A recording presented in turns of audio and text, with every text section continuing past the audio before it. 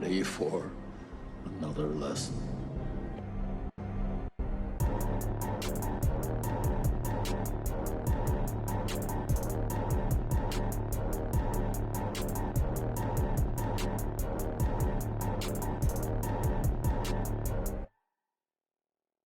What's up, everybody, and welcome back to Back Row Banter, your favorite casual movie talk podcast. I'm one of your hosts, Adam Schwartz, and on this week's episode, we'll be talking about the new seminal classic, Spider-Man Across the Spider-Verse.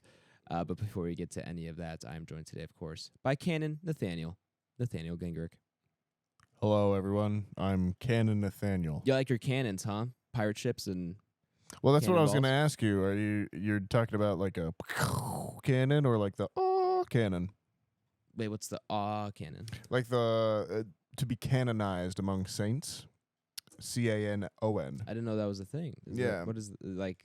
The canon is like when something is canon Right.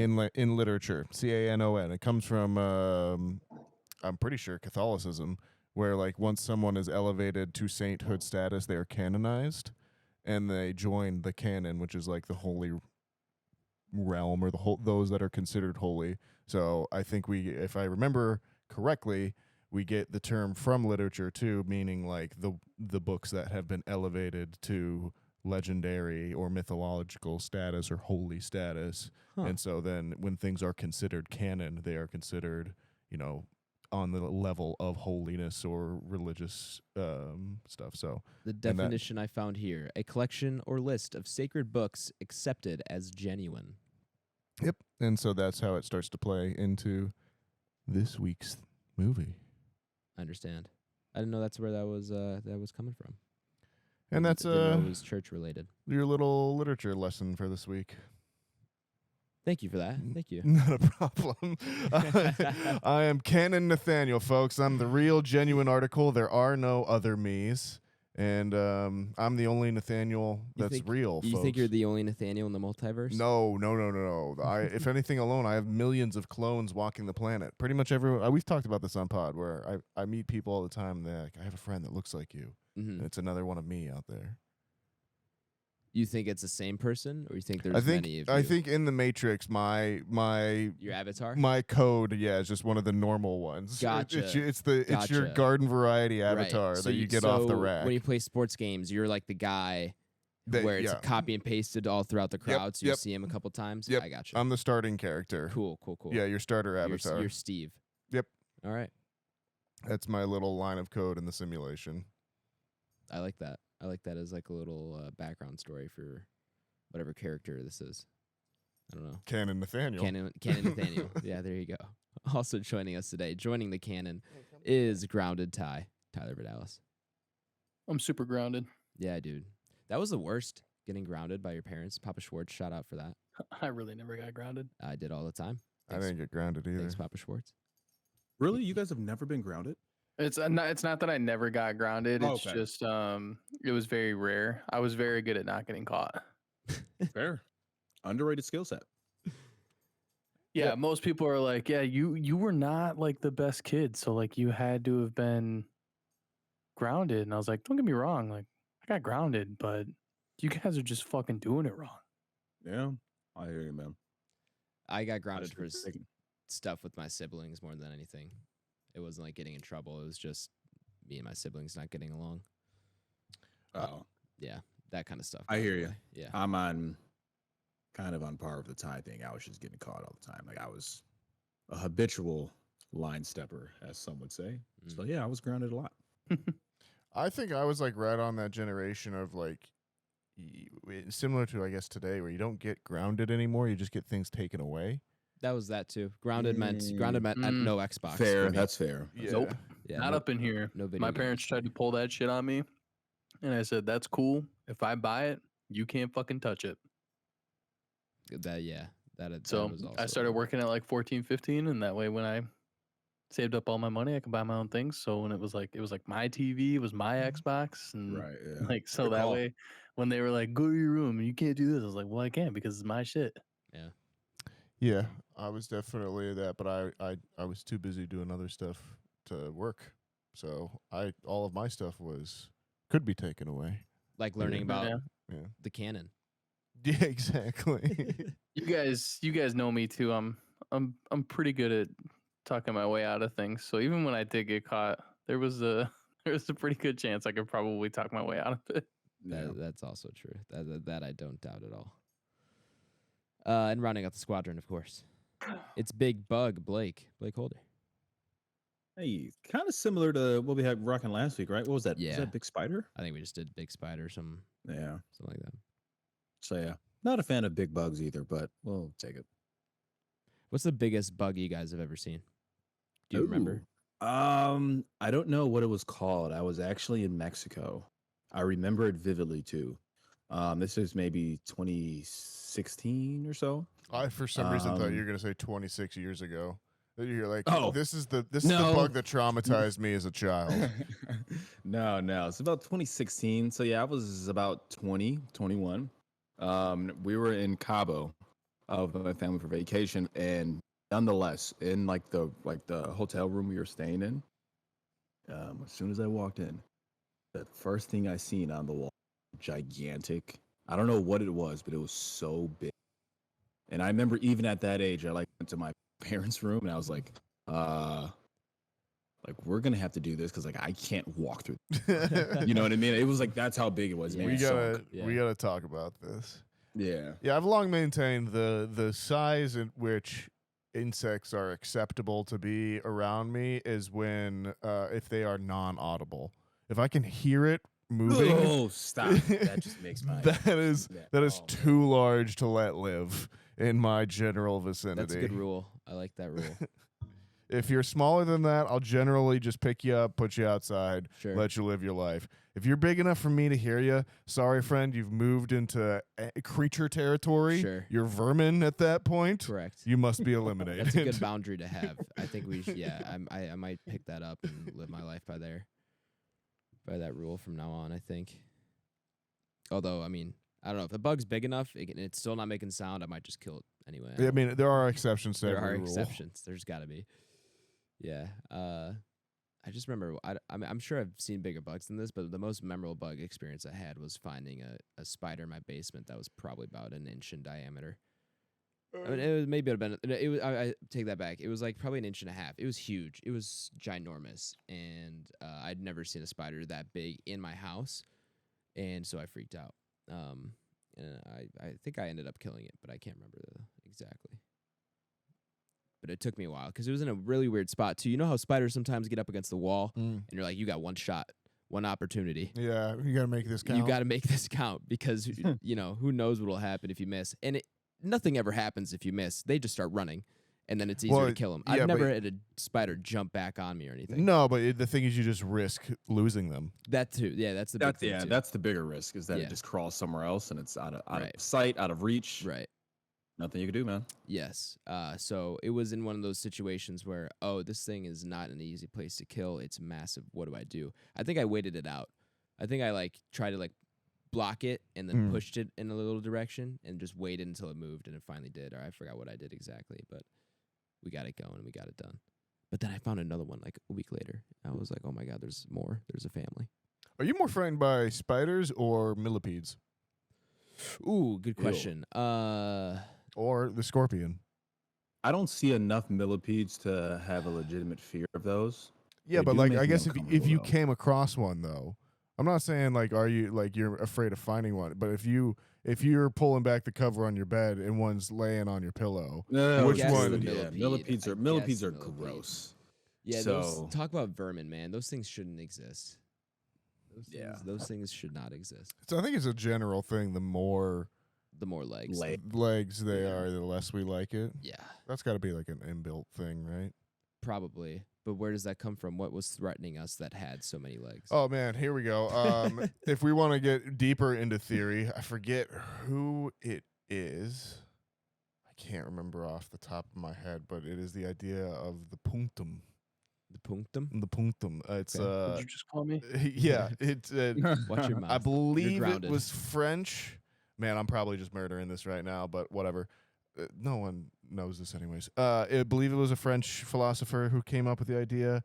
But it's the idea of what it is that pricks us emotionally or Mhm. physically or mentally, and then it kind of creates this natural aversion.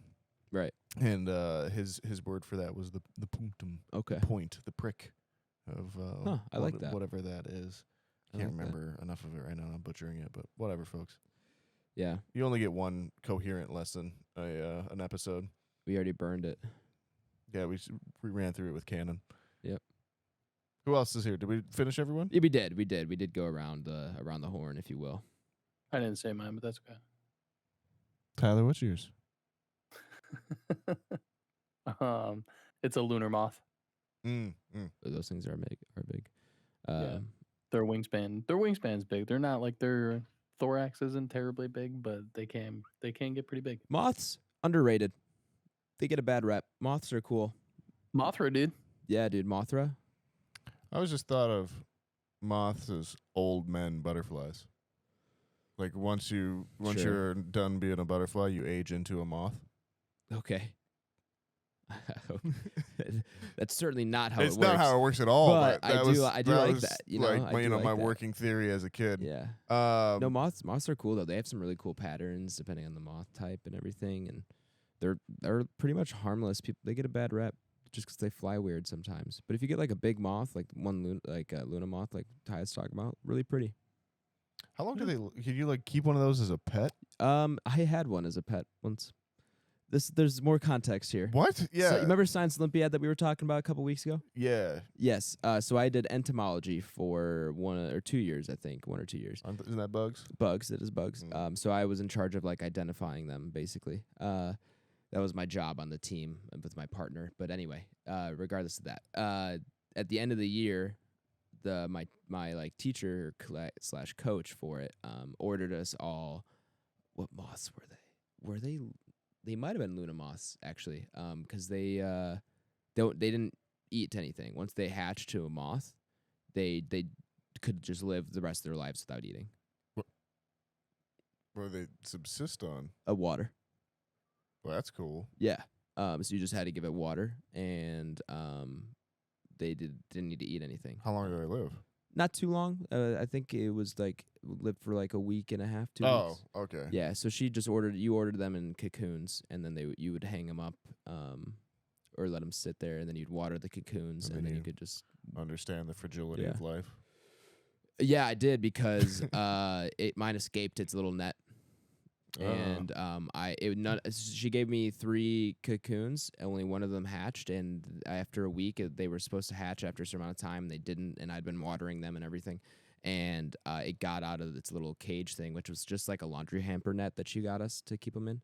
But they had like rounded edges basically, so I stuffed them to keep them closed. But I guess it got out somehow. And so, like, one day, all of a sudden, I, like, sat down on my desk chair, and just sitting on the bottom of my desk is a giant moth. And I was like, what the hell is that? Oh, yeah, I have a moth in my room. And I guess one hatched. I never saw it hatch. So, yeah, it just showed up in my room. So I was like, I got to get this thing back in there. But it broke its wing on its way out. No. So it couldn't fly. So you had a Nemo moth. I did. Yeah, I did. And then it died shortly thereafter. Wasn't alive very long. Wow. I named it Linda. There you go, folks. There you go. The more you know. That's moth talk. Hold on, wait. Those are crickets, not moths. Oh, okay, good Yeah. call. There. That's the end of moth talk. That's the noise moth makes. That's better. Yeah. Let's talk about spiders, yeah? Spider-Men. Okay. Is this also part of insect talk? No, this is part of movie review talk. Okay, I yeah, guess that's good. yeah, we watched a spider-related movie this week. I don't know if you caught it, Nathaniel. We might have an issue if you didn't. I saw the spin-off, or what is it? The Asylum version. What is the Asylum version? It's Millipede Man. Oh, God. It's just It's Ryan Hollinger Spider-Man. Or not Ryan Hollinger. What's Ryan Flanagan? Yeah. It's Ryan Flanagan Spider-Man. It's the Millipede Man. Blake, what were you going to say? Man, funny enough, I saw a post. Funny enough, it was on Instagram again of kind of one of the movie pages I follow, and they were posting like the spin-off cheap knockoffs of like other movies. Oh, yeah. Oh man, I forgot, but there was one for like Kung Fu Panda, Pacific Rim was called Yeah. like Atlanta or Atlantic something. Atlantic Atlantic Beach. Crest or something. Yeah, Something, yeah. It Yeah. was hilarious though. Let me see if I can find Yeah, it. they're all and they're like Uh, trance changers and whatever for Yeah. the Transformers. Yeah, all those Asylum movies. They're always like the knockoff ones. They're great. Yeah. Here it is. So yeah, there's Finding Nemo, which was Finding Jesus. Kung Fu Panda is Panda Fighter. Pacific Rim is Atlanta Rim. Atlanta Rim. I like the yeah. idea of Atlanta Rim. That's just someone outside in Georgia. Just Transformers Revenge of the Fallen is oh no, Oh no. we lost Blake. No. Oh nope, no, you're back. There, he's back already. Okay. That was quick. Yeah, Iron Man, and the knockoff of that is actually Metal Man. Well, okay. I guess you don't get anything for originality. Well, let's get Let's- back to our spider talk. Yeah, the official version. the official version, Well, this is the canon version. there. You go. Welcome to the main review segment where we do it at the front of the show now. How exciting! We're already here. We've arrived. Our main review. Our main review. Nathaniel, if you wouldn't mind, can you give a listener a rundown of how the review segment works? What up, folks? If you're new or maybe you've just forgotten, hi, how are you? The way the review segment works here is it's split into two sections. There's the non-spoiler section, and then there's the spoiler section. It's pretty self-explanatory. We'll, in the non-spoiler section, go around, talk about the movie itself, talk about its IMDb summary, who's in it, who wrote it, who directed it, all that good stuff. We'll decide if we like it or not. It has to be a yes or no. There is no nuance on the internet. Actually, we'll decide if we would recommend this movie or not. Then on, it's going to be spoiler time. If you don't want to have anything spoiled for you, do come back. We'll play the spoiler noise, and Adam will have it marked in the show notes for you when it's safe to come back, because listen to what we've been watching and any other kind of things we want to chat about now after the main review segment. But yeah, pretty much sums it up. Adam, tell me about Across the Spider-Verse. Is that what we're going with here? Yes, we are going across the Spider-Verse, Nathaniel. Mm. Not into it. We're already in. Now across. Yes, of course. This is a new movie, rated PG, with a runtime of 2 hours and 20 minutes. Pretty long for an animated film. Think they said the longest live action animated or not Live action animated? Yeah, that's it. Well, so Well, that's a Marvel Bit of movie. sizzle. That's a Marvel movie. bit of sizzle. I like that one, Adam. Yeah, that's technically a Marvel movie. Yeah. That's Ant-Man. yeah, or that Lion King. Yeah, or The Lion King, yeah. But where was I man. even going with this? I'm already out in the weeds. Whatever. Let's just move on. Spider-Man Across the Alright. Spider-Verse. Longest animated film, is that what you're going to say? Or Maybe that's what I Sony read. animated one? Yeah, but maybe I hallucinated that too. It could be either or at this point. It's been a long week. Regardless, it is a long animated film. Most are not 2 hours and 20 minutes. That we can confirm.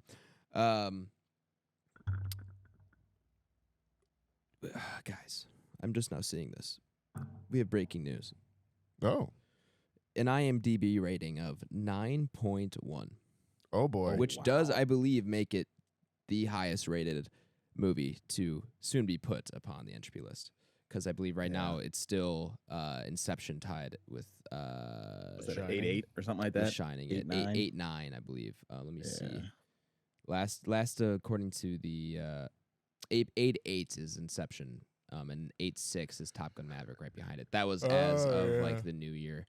I have not checked that since, but we got a new king undoubtedly. As long as it sticks, it might go down. Who knows? But as of right now, No pun 9.1 is going to be. Hey, no pun intended. You are correct. 9.1 makes this the highest IMDb rated film. That's exciting. We'll see. We'll get to if it lives up to that. But the directors are Joaquim Dos Santos, Kemp Powers, and Justin K. Thompson. Written by Phil Lord, Christopher Miller, and Dave Callahan. Starring, there are so many people here. There's actually so many people on this list. Whoa. So I'm going to get to the big names here and the characters that we see probably the most. So we got Shamik Moore, Haley Steinfeld, Brian Tyree Henry, Luna Lauren Velez, Jake Johnson, Oscar Isaac, Jason Schwartzman. Love that man. And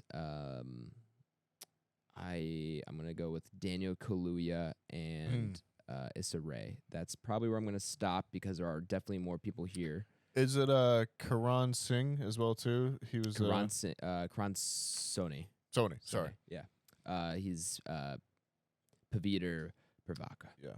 But yes, he is in this as well. A good shout out because he crushed it.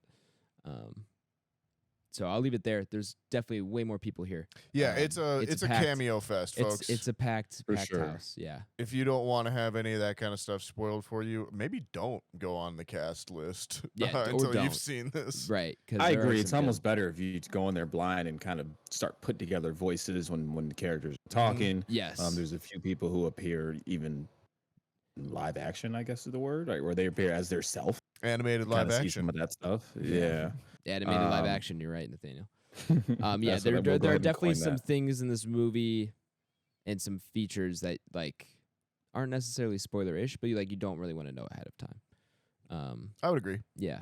If so- you've seen the first one, obviously. If you don't care and you're going in blind, or you're starting with this one, you're a madman. yeah, if but, you're starting with this one, what the hell? Good luck to you. Have Yeah. fun. Yeah. I guess you technically could. They do a little recap at the start. Yeah, kind of. I don't think you'd understand a lot. No, and but- a lot of the emotional beats wouldn't. hit, Yes, but correct. Yeah. Actually, I don't know if you would want to go into this not watching the first one. I would recommend it. I would not recommend it. I No. mean, you could go into any sequel without watching the first one, technically, sure. That's- Man, if you're brave enough. Yeah, I guess unless it's like a Saw situation, then no, don't do that. As in, like, it's live action. As in, like, you're in a trap, and if you don't watch the first one before watching the second one, you die. Oh man, speaking of which, maybe I'll bring that up later. Okay. And what we've been watching, but Alright. it's not even that. It's just a random thought thing in the news as well too. But anyways, Okay. continue. Yes, the IMDb summary, though, reads as follows. Miles Morales catapults across the multiverse where he encounters a team of spider people charged with protecting its very existence. When the heroes clash on how to handle a new threat, Miles must redefine what it means to be a hero. Yeah, I guess that's good. I prefer it when they leave you on a little bit more suspense, and I feel like that does give you a good rundown entirely, but I feel like that reveals a little bit more than I'd want for a summary when I haven't seen the movie. But it's not necessarily spoilery, but it does, I feel like, go too deep. I think we just needed the part where it's like, oh, there's a lot of Spider-Man. We're in a Spider-Verse. Who knew? Yeah, I was gonna say it's a sequel to Into the Spider-Verse, so if you've seen that one, you kind of know at least a little bit what you're in Yes, for. And if yes. you liked that one, I again would just kind of recommend going in as blind as you could, Agreed. if you can. Yes. But yeah, Yeah, because of that, I think that gives a good enough summary, and I don't really want to say much more. It's we're picking up where we Yeah. left off for the most part. it's simultaneously a hard film to kind of spoil and a hard film to not talk about without spoiling. Right. Or to talk, yeah. So, anyways, Let's get into it. let's dig in. What are we thinking here, fellas? This is, like I said, 9.1 IMDb summary. I think Trash. No, I'm just kidding. highest rated Letterboxd reviewed film. Oh yeah, It just took that spot, I think, yesterday or the day before. Is It's that getting on the list or is that of all time? of all on Letterboxd of all movies, it has the highest rating. Yeah. I mean, I guess we can kind of jump into it with no spoilers. It's without an understatement, with this film being the highest rated on Letterboxd and the highest rated on IMDb that we have on this list, I wouldn't say any of those are coming as a surprise. I Wait, think this kind movie of is. say that again. 1 second, Blake. You kind of cut out just a little bit. You said with it being high on Hang on, let me, IMDb. give me 1 second. I'm gonna unplug my mic and plug it back in. I think I'm lagging out here. Give me a second. For sure. Sure. Tyler, Phil. This weekend, excuse me, it was our bridal shower, and we got a lot of Whoa. gifts. And whoever was there, thanks for coming. Congrats. I was not. Hey, there. congrats. It was cool. Shit's getting real. No She was kidding. getting real. Wedding Phil. 2 months, my man. What's up? I say you got about 2 months, right? 2.5. Yeah, just you wanna about. say? Yeah. Your Once it's wedding the is 25th, it'll be is 2 months. right before my brother's, so I've got back-to-back weekends. Well, tell him to shut up and congratulations, bitch. I'll cut that out and send it to him. Oh, there's a lot going on in that sentiment. Yeah, but there yeah. is. There's a lot. That was a roller That was coaster. a little crossover. It was. Yeah, I'm faked really you out a into little bit. like getting people mad with like whatever the beginning of the sentence is or whatever I'm getting ready, and then immediately complimenting them Right. or like trying to make their day better. That's funny. Yeah, I wonder why like it, you I like weren't it. grounded as a kid. Yeah. Just really ground you just because Yeah, you're being that- annoying. All right. Anyway, Blake, as you were saying, Oh, now he's completely gone. did we lose him again? Of course. And he's gone. All right. Yeah. Well, I've already marked him down. 1 second. Do it again. Give him some hand signals. I don't know if you can hear us. Yeah, Blake, I don't think you can tell. I'll keep filling. Nathaniel, that stems from me being a middle child as well. I guess that's a good point, huh? Yeah, I just also- like it basically plays out in those relationships. I really like to piss Justin off sometimes, and then I'll immediately be nice to my sister. But also having like seen like your family and the way you interact with your family, I know your mom and like your parents both are just kind of like totally used to it by now as well too. Like they just Yeah, immediately 100%. take whatever. They do not take anything you say seriously. You guys got me. Yes, now I do. We do now. Upon Yeah, initial sorry about blast. that. I don't know. I think the beans above just don't want me to speak on this film. Nonetheless, to keep it short and sweet, with this having the highest IMDb rating that we have on the Entropy list, and with this being the highest reviewed on Letterboxd of all time, I would say neither of those are really coming as a surprise. Mhm. Granted, I'm coming out of this film as a hot taken, right, fresh off the lot, sitting down on a laptop. But I mean, this movie's awesome, man. This is I would say this is the first time in a long time I left a movie and I was like upset when it ended. Mhm. I was like, I could have sat through another 3 hours of this shit. Yeah. So that's kind of my quick spiel on there. But yeah, an excellent movie. You wouldn't think that you could find a movie that looks better than Into the Spider-Verse, and then you watch Across the Spider-Verse and it just looks even better than that. And they give you a little more like drama for terms of like family dynamics to make it a little more grounded as well as some extra runtime as well, because this one's over like 2:20. I want to say the first one's under 2, but yeah, for the most part, we'll jump into it at a higher level after spoilers. But yeah, this movie's awesome, and neither of those ratings are a surprise to me. I would fully be in agreement. High praise High for praise Blake. gang. for sure. Yeah. Yeah. Especially for the Blake likes a superhero film, guys.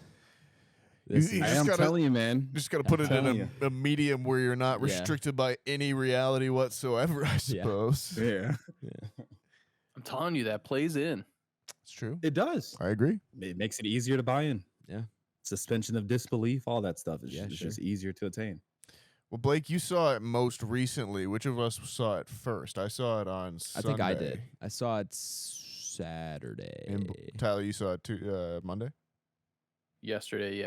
All right. Correct. So, Adam, tell Friday me or Saturday, your but- experience, because you saw this fairly early on, and I think we briefly talked about this, but you'd gotten hyped by what you'd been hearing on the interwebs already and that kind Yes. of thing. And so, what was your experience coming out of it?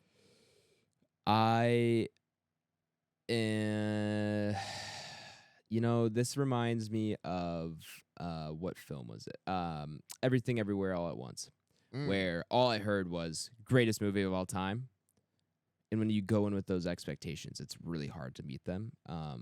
One example where that was met was like No Way Home, where like I heard like, oh, okay, if you are into Spider-Man, this is going to be a great movie for you. You're going to enjoy yourself. And yes, I left that theater grinning. It was a great time, ear to ear smile, and even shed a tear, all that stuff. But this one was an instance where I think I overhyped myself and really wanted it to be blowing me away. And you know what? It is really good. I'm not saying this movie is not. I love this movie a lot. But I couldn't help but feel like I was a little underwhelmed just because I had such high expectations. But that being said, this movie is fantastic. Like, it is really good. It's deserving of the ratings and everything like that. But my overall enjoyment was just not as good. I think I did it to myself. And it's unfortunate, but it is what it is. That being said, I love this movie. I do. Spider-Man's my favorite superhero. I love all the superhero or all the Spider-Man films. Really, there's not really one I like actively dislike. And I love Spider-Verse. And that was definitely a theater going experience where I had lower expectations and came out way really positive on it because of that. And I think because I had those higher expectations this time around, it was a little harder for me to get behind. Or not get behind, but for me to get that enjoyment out of it because I wasn't being as surprised as I probably wanted to be. But there are definitely some good surprises in here, and they definitely improve upon the initial idea of what this animation style is and how this kind of universe works. They definitely improved upon it enough where I was like, okay, these are actually really good new ideas. They're really expanding on it on the universe really well. And I'm want to talk about that more in spoilers because I really like what they did. But yeah, I would say I have a hard time like being super excited about this just because of those expectations, and that's my fault. But regardless, it's still really good. That's what I would say for non-spoilers. Do you here. think that you're like on the opposite end of the spectrum from where Blake is, where like the animation style probably plays into a little bit more, and I don't know, maybe it's because like you just like the Tom Holland stuff a little bit more. Do you think that it's more fun to see it in live action than it is in animated? No, I don't think so. Actually, I might even prefer the animation. Okay. There's definitely some of it where like I do love how the live action looks a lot of the times, and even the Sam Raimi stuff. Some of it hasn't aged great, but for like the most part, it's really fun still. And the Tom Holland stuff's good, and all that stuff combined. But no, I do love the animation. I don't think the animation has much to do with it for me. I liked it a lot, and they did improve upon the we talked about it last week with like the frame rate stuff and all that kind of thing. That the creativity of the animation here was insane, and I did appreciate that. But yeah, I don't know what I expected, but I just wasn't blown away like I wanted to be, and like everyone else seemed to be. Yeah. And I think I'm just over the internet overhyping everything like that. It's getting annoying because everything. Yeah. Because you could say the opposite effect happened with Wonder Woman, and that was your argument, Nathaniel. Was everyone was talking about how terrible this movie was, and so when you watched it, yeah, I want to hop on the terrible train. Well, okay, they weren't that wrong, but I don't think it was. Now that movie's aged a little bit, we've separated ourselves from it. Nathaniel's right. That movie did not deserve the level of hate it got, and this movie is very deserving of the level of praise it gets. But it's hard to know what my expectations should be when I'm being told this is the greatest film of all time, basically, which I feel like happens every other week. Where I don't know, the social media now is just everything has to be kind of polarized. You either got to say something is amazing or terrible, and it's very hard to stay in the middle and get people's attention. So I think that's kind of just a symptom of that. But yeah, that's what I think it is more than anything. So I just gotta figure out how to temper my expectations for every movie. I wish I could just go into every movie like blank slate, but it's so hard nowadays with social media. I can't even really control what I'm seeing about movies on my Twitter feed or whatever it is. And I think that is that, as we always say, Adam, when you mention that statement does hold a lot of weight. And I think what kind of helps for me is that I went into this, I mean, probably as blind as you really can go into a film in 2023, right? For the most part. Right. So, I mean, I figured it'd be good, but like, I wasn't aware yet that most people were saying like, hey, this is actually better than the first one, or this may be my favorite movie of all time, right? So I didn't really have those expectations. Right. But yeah, once you kind of get those bugs planted in your ear, it definitely affects you. Yeah. Your viewing experience. And it sucks because like, what am I gonna do? Just not follow the people I like to follow on Twitter because there's other film opinions that right, just about the movies and for that kind of sure. stuff. Yeah. And, like my TikTok feed is a lot of movie I have reviews to or people imagine about TikTok. I have to imagine it is only worse on TikTok, where It definitely everything definitely is just like either as we always say, the best or the worst. There is no nuance on the internet. Right. Like, yeah, like, Which I'm not on. Be fair, yeah, exactly. To the point where like you bring that up, like I have a fairly curated Twitter feed of film reviewers and everything that I like, and even I was getting fed stuff that's like as you said, very hyperbolic in terms of what this film will mean. Which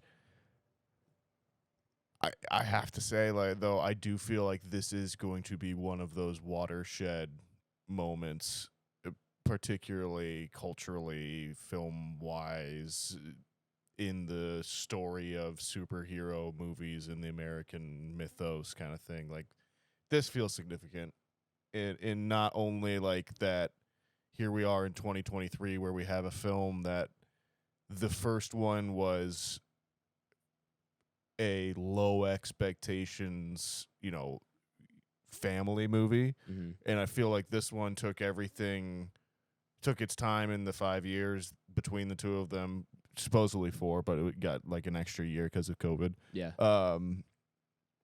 Like they just took all of the maturing that happened during those 5 years and put it into this movie itself in terms of where they were going to take it in direction of plot and direction of characters and direction of theming and direction of artistry, and just pushed it and polished it, and it feels like this is a complete thought in the best way possible, and it's a massive swing. I will say everything here does feel so intentional and well thought out, and it feels like one of the most crafted movies I think I've come across in a long time. I would agree with that, and I think what's even more poignant is you don't get a lot of sequels like this. Yeah, this will join the pantheon of Dark Knight, Empire Strikes Back, where you have the initial concept, it's a hit, but you build upon that and you improve upon it and you refine it so it's even better. Yeah, it does. It expands. It does the kind of trilogy, or it sets itself up for the kind of trilogy formation. And this isn't a spoiler. That is that kind of classic style where you have the first one, which is a standalone, the second film, which takes elements from the first but starts a story, and then the third one, which finishes the story. Where, in contrast, to the modern trilogy, which I think is much more we're telling one complete story over 3 films kind of thing. See, what's interesting though is there's a lot in the first one that feels like that connects back to the second one. Oh yeah, but I think we should talk about this more in spoilers. Yeah, I should say, that's any well-crafted movie though. In that sense, of course. Like you do leave yourself some room. I mean, even in 2018, you were leaving yourself on the room on the bone for the franchise. There's no doubt about that. But I'm talking from a structural standpoint. So yeah, obviously, yes, I'm a recommend as well too. I think this is a pretty significant movie, at least in the realm of animation, probably culturally at large. I only imagine that this is going to grow bigger if what we're hearing from film Twitter is true, which it could still be a little bit overblown. But yeah, Tyler, your thoughts? Yeah, I think you'd be stupid to say you didn't have fun with this movie. I don't think anybody will be saying that this movie is bad, by any means. I think there'll be some that fall under the same umbrella that Adam has fallen under, where the overhype is just too much. Sure. I can't say that I'm on that boat, just because I guess I stayed pretty well off social media for this. I've also just been busy as shit, so it's just hard to be on things. Yeah, right. But yeah, I don't think like I said, nobody's gonna call this movie bad. I don't think you can. If you do, you're gonna be labeled as one of those crazy people. Yeah. I'm also on the if I like something, like if I consider something to be my favorite, whether it's like Iron Man stuff or fucking anything else that I like. Sure. There's no way that you'd be able to change my mind. Like, gotcha. There's so many people that hate Iron Man 3, and I'll just die on the hill that it's not a bad movie. It's those DNA things that we talk about it all the time. So if I'm biased, like, you're just never going to change my mind. Even if it is dog shit, I'm still going to tell you it's great. But yeah, dude, this movie it's killer. I had a blast with it. I did not see it in Dolby either. I saw mine at like 9:00 at night last night, and I was very tired, but I was excited to see this movie for sure, just because the first one got me hyped for it.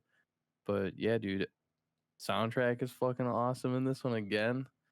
I think they nail the cool thing about good soundtracks, especially with like when you get into like the Guardians and stuff. It's not because those songs are good. It's because they fucking just play into the scene so perfectly. That's the key, right? And the emotionality that you get from a song that you probably haven't heard in a long time. And so then you start to emotionalize with the music on top of these movies, and it's so cool because they did it again with this one, and they just did such a good job. Animation's killer. We can obviously get into all that, but yeah, dude, I had a fucking blast with this thing. Yeah, it's a good time. It's a really good time. I would recommend it. I think it's safe to assume we're all recommends. Yeah. Nathaniel, you look like you got a question there, bud. I was just gonna say I thought the music was better in this movie than it was in the first one. And I would the agree. first one didn't have bad music. Yes, I would agree. I think I'd have to wait until I did a rewatch just because I'm so familiar with the first soundtrack and there's probably songs that I'm forgetting in this one already. Well, I think I've been listening to the soundtrack past couple days. Ah, Very good. But when Yeah. I was watching the movie, I think the difference is a lot of the beats from the soundtrack are in there, but they take out a lot of the lyrics from when I was watching. I don't feel like there's nearly as much lyrics in this movie. And personally, I think that's how you should lean. I think it's okay occasionally to have songs with lyrics and people singing, but I always prefer no lyrics or less lyrics in movies. well, here's the other Personally. thing that I've been keeping an eye on because I'm a psycho.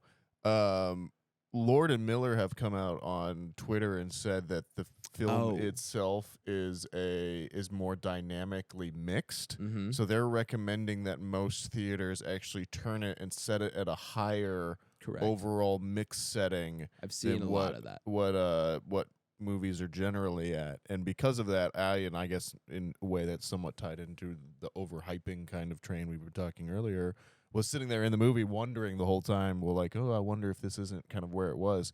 And I will be interested, and I'll be interested to hear from the group as well, too, that, like, as soon as this movie started, within the first 2 or 3 seconds, I leaned over to Waz and I was just like, well, this is going to be the next demo movie for the next 5 years. Yeah, right. Like, in Yeah, terms of sure. visually, in terms of audio mixing, in terms of like the surround sound effects, like this thing's gonna be the torture test and the like ultimate proving ground for high end audio video for the next 5 years or so, Yeah, or at the least until video- Beyond the Spider-Verse comes out in Right. a year or two. The visuals are just Oh, when they're you incredible, man. when you get Unreal. Unreal, dude. yeah, I mean when you get like live action stuff that looks good on like a 4K 8K TV, like that's cool. It is cool, but I've actually Oh. seen most of those things, or I've seen some of those things with my naked eye. Well, yeah, So and there's Right. always going to be that separation. they're When just you get into animated stuff, yeah. the I fucking agree. the contrast, the colors, Yeah. how tight the lines are, it's something you haven't seen before. Animation style, at least not like in that kind of And the color too. setting. It's fucking Yeah. it's mind-boggling. I can't wait to watch this with my Hue lights. Oh yeah, you'll probably have a seizure. I would gladly have a seizure to watch this on high with the Hue lights. Not while high, on high. The high part is the setting. You can change how much they change with Allegedly. the color of the TV. Allegedly. All right. Got it. All right, got you it. can I change how have much Hue it lights, but changes. I don't have like the sync box. The You're sync gonna- box is clutch, man. You're gonna Especially be- for how much anime you watch. The anime and See, sync box I combo just- is perfect. I love We've it. had this conversation before, We have. and it's a little bit of a tangent, but I just feel like all the flashing, because I do watch a lot of stuff that is very fast paced or a lot of colors moving at the same time. I feel like that would take away from it. So you don't have to. That's what I'm saying though. You can adjust the level, so it's much more gradual changes. So You would it be- can be distracting occasionally depending what's happening. But I usually keep it on like the lowest or And- second lowest setting. And I haven't tried, so I guess I would potentially be surprised Sure, by sure. something. You would be 45 minutes into the movie and there'd be a knock on your door and the police would be like, "Sir, you're doing a silent rave in here. Like we've just seen nothing but flashing lights outside your house." When you put it on Where's the kick in the door? Where's the fucking lab? What are you talking about? when you do put it on high, it is kind of insane how quickly they will change. And I remember when I first set up the sync box, I set it to Rise of Skywalker, and there's Oh, the yeah. scene where Palpatine's back, and there's a bunch of lightning flashing, and it's Mhm. going crazy, dude. Every light's just flashing in every like could see that. second. It was cool though. It was really cool because it was like lightning flashing, but my room's also flashing. Like I was sold immediately as soon as I set that up. Anyways, Anyways. back to Anywho, Spider-Verse. Anywho, There's a movie we should talk about. There is a movie. Oh boy. Yeah, I wonder what people are listening for. It's definitely not to hear about us talk about Hue Lights. All right, are we good ahead of spoilers? I think so. Spoilers. Yeah, I think this is a recommend all around. Yeah. For sure. Yeah. Recommend all around. Definitely go see this. This is one I definitely would encourage people to see, to be honest. Even if they weren't planning on it before. Yeah, this is something that will look in your house, but it is a different experience in theaters. Yeah, You should go. see it Especially in with the theaters. sound, as we were just talking about. Yeah. Unless you have a 7.1 surround sound system. But it's gotta be like fucking noon. It's gotta bang. Yeah. You gotta fucking be able to turn that shit up. Yeah, definitely do that. All right. So we're gonna head into spoilers. So if you've not seen Across the Spider-Verse and don't want it spoiled for you, go ahead, check that episode description. You can find the timestamp, which will take you to our ranking of the movie. Hop upon our glorious entropy list. Spoiler time, Nathaniel. That was my spoiler noise this week. Yeah, we got to figure that out. I'll find a soundbite for it sometime this As- week. Someone remind me. Okay. But I Yeah, like we should I like find my that. improv each week. I do like the improv each week. Just messing with you. We can definitely change. Shit goes down. Shit goes Yeah. down. Shit might have gone more down than it ever has in the history of us talking about shit going down. Yeah, a lot happens. A It's lot dense. happens. It is a dense film. And which it I'm feels happy like about. it feels like a long time, but then it kind of doesn't. Well, And then you kind of leave confused. That's one of Yeah. the things too that I saw on Twitter, and had heard people kind of talk about, like, where the first one felt like a kids movie that the whole family could enjoy. This feels much more like a whole family 4-quadrant designed, like we're getting the whole gang involved. Oh, like a extended like families like getting an, involved. or yeah, like an event movie kind of Right, thing. You right. know, more of that kind of like people's Oh, I see reaction what you're to saying. it Okay. is a little, and how they're approaching it is a little bit different. Where the last one was like, again, well, I'll go check out the new Spider movie. I'll take the kids. This Mhm. one's like, no, I gotta go see Across the the Spider-Verse, Spider-Verse, right. you know. And we of the other chatter has been that just basically the love for the original has grown so organically over time. Right. It wasn't a movie that was super huge when it first came out. It made money, but it's really afterwards that it has continued to I get feel like it was pretty more and big more. when it came out. Definitely not this big, right. but I think it exceeded its expectations for where people thought. Because I mean, remember before 2018, before this came out, like I heard about an animated Spider-Man film, and I wasn't sure if it was just going to be on par with like a Batman killing No, joke. 100%. Like we didn't yeah. know. Yeah. We just didn't know, and it wasn't like Sony had a great track record with Which is still Venom. Yeah, I don't know. I don't know So- what. Like, I guess I'm okay with the fact that Sony just sacrifices Venom and Morbius to the world so that we Yeah. can have Spider-Verse Sure. movies. Yes. Like, I'm okay with that trade-off It's more morally. than time. Yeah, but man, it sometimes this one at least proves it's worth it. I think Yeah, it definitely does. the blood sacrifice we have to pay for good things. I want to start with the animation itself because holy shit, dude. I heard going into this how, you know, like I said, I think I mentioned last week on pod, there's all these different animation styles and it took them so long to figure out how to Mhm. merge them all. I didn't think it was going to be this insane because it's pretty fucking awesome. The fact that Gwen Stacy's world is like watercolor. Yep. Oh my God. I need a whole movie in her world because that was one of probably my favorite one was that one. The watercolor one was like I can't believe I'm watching this and it looks this good. Yeah, that one was gorgeous. You got Spider-Punk, Mm-hmm. who I learned today is animated. You know how I said last week Miles is animated at once every 2 frames versus one. Yeah. He's animated once every 3 frames because he stands out even more than Miles and is in more rebellion and less alignment with the other spiders than Miles. So he sticks out because of that. He's once every 3 frames, which you can kind of tell, especially with him, that there's something going on. But they're just like the fact that they're able to mix all of this together is really, really incredible. This is probably one of the best looking animated films I've ever seen, if not the best. I think I'd go as far as say. Yeah, I agree with you, man. And that's kind of the first thing I said too, where I was just surprised. Like, yeah, you didn't think they would you didn't think that they would make a film better than Into the Spider-Verse, let alone Mhm. one that actually aesthetically looks better. Mm-hmm. And they end up doing both, and it's just mind blowing. And to your point of Gwen's world, of how it's kind of like that weird watercolor pastel type Yeah. thing. It's great that they show like emotions through the different colors. Exactly. Where her yeah. world, for the most part, is usually like dark, kind of grim. But then anytime she feels like loved from like her father and things of that nature, it totally changes colors immediately in Right. the background. Right. And like I said, it's just seeing stuff like that. It's just one of those things where I'm watching it. I'm like, this is awesome. And taking away from it, just on a holistic picture. I mean, I think this may end up being probably one of my, in 15 years from now, this may end up being like my most watched film of all time. I could see Wow. it like reaching that territory. You know what? Um, That's not a bad film to have be your most. I'm watched, telling you, and dude, I understand. think so. Just from how Yeah. it's aesthetically pleasing. It It'd has just a be good fun to look story. at. It's not like mentally draining me. Like I can put this on a Saturday in December. I can put it on when it's 95 in July. You know what I mean? Just have it on in the background, be totally fine. You can watch with people over. Yeah, I think this is going to get a lot of replay value from it, to say the least. Oh, for sure. Yeah. It's basically like what you said. There's not a bad time to watch this movie. No.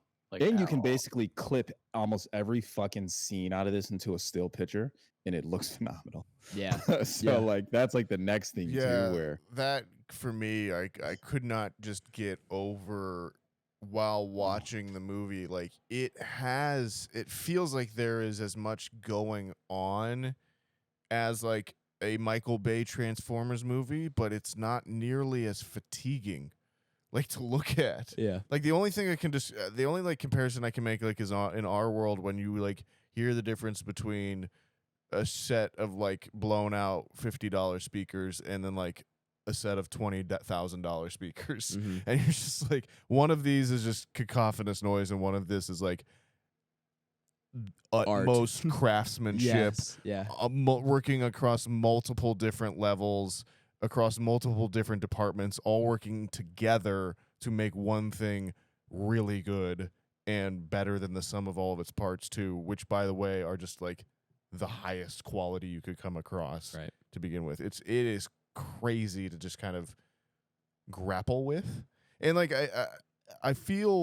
I personally feel like I haven't necessarily felt this way about a movie since like the last thing coming out of it was similar to Avatar 2, where Sure. it just was that moment of like, man, it's like Blake was saying, like I'm bummed this is over. I could just sit in this theater Right. and watch more of whatever is coming out onto the screen right now. Just feed it to me, you know. But like where it truly felt that this film has pushed not only the genre forward, the form forward, the technology forward, but it is just operating on a different level than basically anything else around it too, where it instantly makes it whoever is not making animation to this level like dated in some ways. Sure. You know, like For 3D sure. animation is like anyone else who's not trying to go as at least not. I'm not saying you have to like copy it word for word or anything like that or style for style, but who's not at least pushing your animated movies into these different directions or to like seeing what you can do. Yeah. Like you can't play it safe anymore, otherwise Sony's gonna eat you up. Which is incredible for consumers because I think you're just gonna get more and more. Yeah, I mean, inevitably animation. they're gonna take the wrong lessons from it. The lesson that they'll take from it will be that like, well, no, everything needs to be this weird patchy style or something like that. Yeah, probably. You know, or Yeah. over-engineered framing or something like that. But you know, it is a shining example, I think, of what you do when you let craftsmen do what they need to and do what they follow their instincts and build something. 5 years, man. Yeah. 5 years. I mean, that's you can tell. I was watching this movie like, oh, I get it now. I get why it was 5 years. And I guess I feel like too, coming maybe a little bit off the back of Tears of the Kingdom, where like there has been this just kind of general shift that I feel like I've seen in pop culture recently to this kind of like well, no, stop giving us half-made bullshit that you're going to patch over and over and over again, or Right. release updates for over and over again that either make the product unusable or move it away from the purpose that we originally bought it for. And or I feel like that seeped into the content of the world as well too, of like you feeling more and more like, I didn't sign up for this shit. And then so when we get with this movie that is first and foremost a movie and all of these things on top of it, and doesn't just treat these characters like a brand or an IP that is trying to sell us, you see how much of more how you can make art out of a Marvel superhero character. Like it's elevated to that point now. It has become where it has always claimed to be, where we always thought it could be. And now I feel like it's going to, hopefully, in my opinion, get that recognition in the public eye as well. Going off that, I guess, and we're, not really talking about the movie itself in the, content space here with this question, but do you think this is a shot at winning Best Picture? Do you think the Academy would give this Best Picture? Not this one. animated, though. Beyond. It all depends on how they close it out. They won't Like do a Return of the King situation? they won't, for the same reason they didn't give it to Dark Knight or Empire Strikes Back. Like, it's just you can't do it. It may be the best movie in the franchise, but it won't be the one that wins the award. Fair enough. That sucks. And I think that goes to my only gripe with this film, to be honest with you. And I think there's also just testament to me kind of going into this as blind as possible, as I said earlier. I didn't know this was the second installment of a trilogy. So as I'm watching this, I'm thinking this is just going to be the end of the 2 movies we're seeing. And then it ends at this massive cliffhanger. And that's why it was like so abrupt too. I'm kind of watching it, then like credits rolled. I was like, man, what the fuck? Like, I was kind of like one of those like, oh man. You got but then Infinity Ward. yeah, so I was like, but outside of that, I mean, it was great up until then. And I think that is one thing that some people will probably have a complaint about it, because like at the end of the day, I hate to put this term on it too, but it's almost just a filler movie, because there is a film coming behind it. It's like the same thing we talked about when we were discussing Halloween 2018, Halloween Kills, Halloween Ends, kind of that same thing, where the second one, just unfortunately, it's that filler movie. But I mean, in terms of them doing it the right way, like you guys mentioned, the Star Wars trilogy, the Dark Knight trilogy, they're definitely doing it on the right path. But going into you blind, that was definitely like a kick to the balls for sure, the way this thing ended. Yeah, I think it's, to its benefit, it is still more of a complete thought than it is, like it knows its purpose as a setup movie in some ways for the third one as well too. And I think it's good enough that when you come out of it, you don't necessarily feel, diminished or anything by that. And maybe in contrast, Fast 10. Not saying, just saying.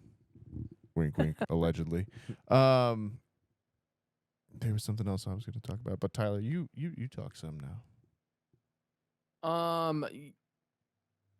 mean, there's not like a bad thing to say. Like I said, man, Say some good things then, man. You don't have to say. Yeah, we haven't talked about I the think- characters yet, the voice actors. We've just been talking about kind of the art style so far. Got a lot of stuff to talk about. I mean, that's a big part. Yeah, you're not wrong. Yeah. But yeah, man, this thing just meshes all so well. As far as the animation, and then like I said, with the music being able to build emotions for you that sometimes music doesn't always hit in the way that it should with a movie, or the way that you might think it does. And it's really exciting for them to be able to pull this off. And I can say again a little bit, because like the first one was just fantastic, but they did just as good, if not better. So it's really refreshing. And anybody that knows me knows that I'm not an overly big fan of, or I guess not an overly big fan, but he's not my favorite superhero, like at all. Lame. I don't even think he hits top 5 for me. Wow. I hate you. But every time I see a movie with him, it pulls me a little bit closer. Whether it's the live action stuff, this stuff, I think I like this stuff a little bit more. And I've been out of comic books for like a minute. Kind of a poser if I still call myself a comic book guy. That's like how long I've been out. But I know enough about the superheroes that it's so cool to see all these different kinds of Spider-Man be in the same spot. Seeing all their personalities, seeing all the ones I haven't even thought of. Like, it's just so cool to see all the different Spider-Man and the time that goes into making basically all of those almost a different animation. Like, yeah. And a lot of like and a lot of times they insane. are. They're just truly just different animation styles, different animation techniques, different animation. Yeah. It's insane. And somehow they make it work all on one screen. And I won't be able to praise that enough. As far as voice acting goes, I've been really good at going into things blind, especially because I'm so busy. So I really didn't even like Oscar Isaac. I did not know he was going to be in this. So I'm with you, bro. Where I was trying to figure out who that was the entire time. And honestly, I didn't put it together till I saw the casting at the end. As far as Javi, I kind of pieced that together because there were only so many African American male actors I knew who were not from the U.S. So I'm like, it's either got to be Daniel Kaluuya, it's either got to be Damon Idris, who I watch in Snowfall, the TV show I mentioned with you guys, or by somehow they got Idris Elba on this thing. But I was like, I doubt it's him, right? So like I was kind of narrowing it down to the other two, and then sure enough, ended up being Daniel Kaluuya. But yeah, the voice acting is awesome. I mean, even the one thing that just really hit home to me outside of the voice acting is when I mentioned that there's some people who appear in this as their actual self in real life, and they have Donald Glover in it. yeah, wait, let's and bring that that was- up for a second. We never talked about that. Donald Glover makes an appearance. For The sure. actual And Donald that's when I Glover. saw that, and I just laughed out loud. But then Jeff Morales, the father, that's played by Brian Tyree Henry. Mhm. So they kind of go back. They got some few things working with each other as well. But the casting in this is phenomenal, and there's other people I'm missing too. So if anyone else wants to throw some credit. Brian Tyree Henry might be an underrated pick for one of the highest featured actors on the entry list because Yeah, he maybe he has isn't he in some of the Godzillas? Who am I thinking? No, he's He is in one of the he's Godzillas. in He is Godzilla in the versus latest Kong. Godzilla. He's in Eternals, Bullet Train, and now this Spider-Verse. And now both Wasn't he in- Spider-Mans. Yeah, now so he's at 5. Yeah. I don't think I'm missing Yeah. another one, but if we get another one on here, man, he's It's true. he's climbing quick. Yeah, he's a great actor. Yeah, he is. But yeah, this voice acting cast is fucking stacked. I spotted. And it gets deeper. Like as the yeah, more you you go, just the keep more you're going, like, dude. holy fuck. Yeah. Yeah. And on top of the voice acting, just in terms of the actual characters in it, I love that they've now. I mean, we even talked about this in Fast and the Furious about how films are now able to gross so much money, despite or not even despite, just with having a diverse cast. Or Right. you see that in this, and even with it being animated, right? That still hits home. Even the first woman that they portray in here, who's an adult woman who does not happen to be one, she's pregnant, right? But she's also a superhero. So like they even have like that stuff going. It's really cool because you don't see that a ton. So it's hitting all of those demographics that are usually left out of films like this, and it like puts them in there despite those demographics and makes them like actual character as opposed to just being somebody to like fill the void of like pregnant woman. You know what I mean? Right. So it's good, man. It's written really well. It's like hard to sit up here and not give it all the praise it deserves.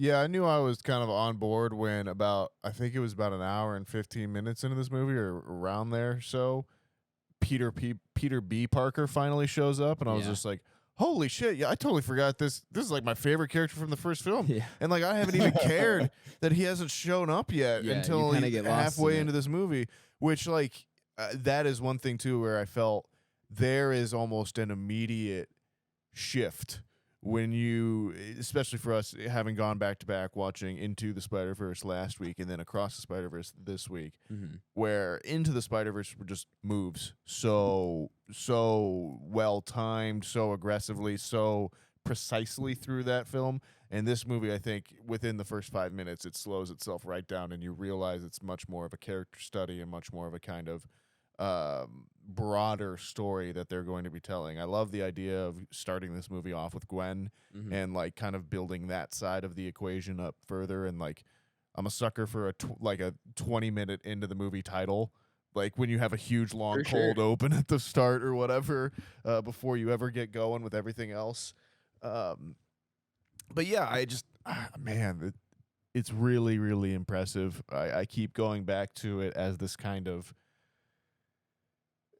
piece that will be, you can just tell, is going to be dug into and analyzed and talked about so much in terms of not only everyone picking through it to find the little different cameos or Easter eggs or artistic things that are going to tie into each other, but also from a thematic standpoint and like going into stuff like, you know, calling it the canon events and stuff like and having all these things. Those are going to be those are going to be film essays for students in intro to theory classes for years to come at this point, and what it all means and that kind of stuff.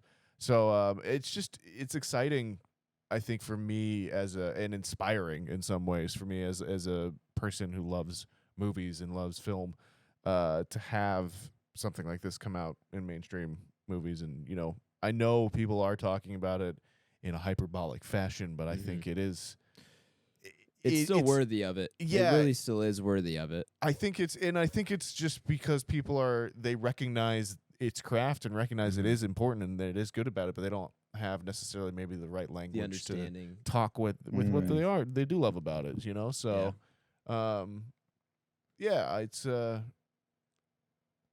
it's going to be a fun one. I will say I didn't love the inclusion of the live action stuff. It didn't work fully for me. I love the thought behind it. But the execution wasn't quite there. It's just for me. jarring, and it is, and these are nitpicks on the pile overall. You know. So when you guys say that though, are you referencing the scene where they're talking about what's canon and it has the Andrew Garfield Spider-Man that has the Tobey Maguire Spider? Is that what you're chatting about? Yeah, I think, basically. in my mind, you either get that or you get the Donald Glover cameo in person. You don't get both. Okay, fair enough. Well, then there's also Spot going into Venom universe. Yeah, which the clerk. Yeah, good point. That didn't work. Yeah. That was probably the worst one for me. Yeah, and that was again too. That's where it truly felt like. That was where it felt like the artifice was broken a little bit, and you could see Sony kind of getting their grubby little mitts on it. Some ways. I forgot that even happened. To be honest, I'm glad they kept that short. I did have to lean over to Papa Schwartz, go, "Oh, Venom, she's in Venom," and then there was some line. Eat Mrs. Jen. Yeah. But yeah, those were really my only kind of squabbles with it. I thought there was a couple areas where they kind of more or less repeated the same conversation over and over again, you know, and kind of some of how I think Miguel kind of explains the concept of the Spider-Verse more or less one too many times. But by the same token, like, I want this to be the multiverse storyline. Like, Marvel, shut up what you're doing right now. Take the time during this writer's strike and figure it out and retool everything else, because let Sony win this one. They've got the multiverse storyline at this point. They're doing it better than you. They got Chris Lord and Phil Miller, or I can't remember if their other names are the other way around. But Christopher, yeah, it could be different. It could be Chris Miller and Phil Lord. Who knows? It's Phil Lord and Christopher Miller. Yeah, it is. You know, you lost them off Solo. Sorry, you lost that one. Sony picked them up. Now they've got this. They've got the multiverse thing down. I don't want it in Marvel. You're just gonna do it worse, and figure something else out. Sorry, you lose this one. Yeah, you've been winning for the last 20 years. You don't get the guy you're basing your multiverse on is a sex pest. God. Sorry. That wasn't. I don't think that's what allegedly it was. I think it was an assault. assault pest. Sure. There you go. Sorry. Yeah. Yeah. Sony wins. Sony wins this one. Sorry, Marvel. Sony won the multiverse war. That's for sure. Also, this movie's better than No Way Home. This is the best. This is the best Spider-Man film we have, fellas. I may be wilding on a hot take right now. We said that Into the Spider-Verse may very well take that. The only thing I was putting above that was the original Spider-Man 2. I think this may eclipse that, fellas. I'm not gonna. This objectively is the best Spider-Man movie in my opinion. It is not my favorite. I still think that goes to either Spider-Man 2 or No Way Home over this one. No Way Home, just the emotional factor. That's completely biased, and I will admit that. I just think that I feel like this movie has almost as much, if not more, of an emotional factor, man. Like It does have I feel like have a decent amount. It does. We didn't even dive on like the family dynamic and kind of the family drama that we see go through. yeah, Where you're There's seeing a lot there. the battles of Gwen revealing that she's Spider-Woman, of Miles Morales revealing that he's, well, I guess he technically doesn't even get the chance to reveal that he is Spider-Man to his parents, Yeah. right? But you see that kind of conflict going on throughout the whole time where he's always like late to shit. He's not showing up on time. His parents are kind of wondering where he's at. So, I mean, you see that. You see the battle of a teenage boy kind of no longer really being a boy, and like he now kind of has like love interest, and you're watching his parents kind of be aware of him having a love interest right into another person, and kind of allowing them to be kind of hands off and letting him grow up to be his own person. You just that's the type of stuff that's not available in the first film. It's more so of them just being like superheroes, for lack of a better term, I right? agree. And just I crime fighting shit all day. I agree. feel like you get way more characters in this. I would agree with that. I would agree with that. I meant more in terms of seeing Tobey Maguire and Andrew Garfield as Spider-Man with Tom Holland and all three of them on screen. Gotcha. That's hard to top for me personally. But I agree with Fair. what you're saying. I do think is overall the emotional beats in this movie far outweigh anything in No Way Home and probably any other Spider-Man movie. Like there's a lot here for multiple characters too, because I think we get stuck a lot with just Spider-Man and Peter Parker, but Gwen Stacy, and For then sure. you have you even with Peter B. Parker and his kid and Mayday. Mhm. Mayday, which oh god, the baby's great. But then Miguel too.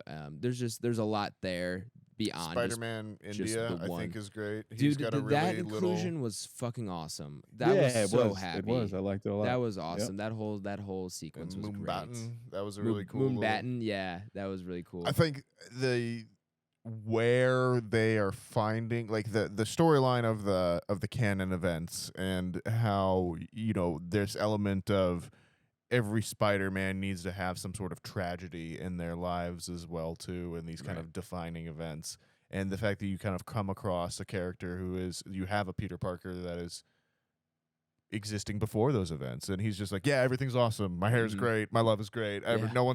nothing bad is ever gonna happen, and then change happens, and that's good, and Yeah. like you have the battle of the canon and breaking it, and Right. and moving things, and change, and how those things are good. There was another thing I was going to tell you or talk about. The scene on there with Miles and Gwen in Miles's world, where they're walking on the top of the observatory, and then then They go upside Gwen down. walks under and goes upside down, and they sit Yep. there like that. That is one of the best 2-3 minutes of movie making I've seen in 10 years. Like that For whole sure. bit was so fucking good. It was like, good. yeah, it was easily far and away my favorite part of the whole movie, just from a design standpoint, from a filmmaking standpoint, from an animation standpoint, from a Music too. I think there's a good music beat. If I yeah, remember correctly. yeah, but just dramatic and symbolism and symbology, and it was everything working at once, and it was just Yeah, I was blown away. But there was multiple times in this movie where there was kind of that kind of element to it. Now, when it comes to ranking it up on the entropy list here, I don't know where I'm gonna fall, but I can tell you, I haven't felt like a movie has been this crafted in a long time. Yeah, I'm with you. I'm with you. For one, I like the scene that you mentioned on top of the observatory, as well as just kind of favorite scenes. I mean, I really like that scene with Gwen that you're mentioning.